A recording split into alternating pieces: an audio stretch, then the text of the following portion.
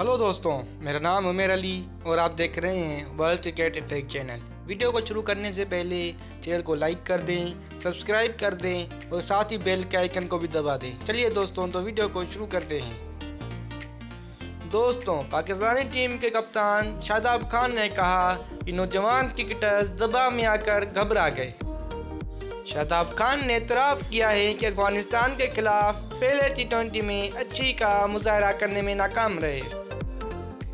दोस्तों, शारजाह में पहले T20 मैच में शिकस्त के बाद मीडिया से गुफ्तगू करते हुए कप्तान शादाब खान ने कहा कि हमारी टीम नौजवान खिलाड़ियों पर मुश्तमिल थी, प्रेशर में आकर नर्वस हो गई, जिसकी वजह से परफॉर्म करने में नाकाम रही।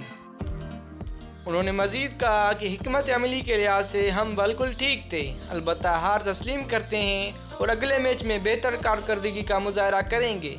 एहसानुल्लाह, जमान खान और इमाद वसीम की वापसी मस्बत है। दूसरी जानिब अफगानिस्तान क्रिकेट टीम के कप्तान राशिद खान का कहना था कि इस पिच पर 120 रन होते तो जीत मुश्किल हो जाती। हमेशा पाकिस्तान के खिलाफ जीत के करीब पहुंचकर हार जाते थे, मगर इस बार फतह मिल गई। दोस्तों, उस मौका पर अफगान कप्तान राशिद खान ने 3 T20 मैचेस की सीरीज जीतने की ख्वाहिश का इजहार भी किया।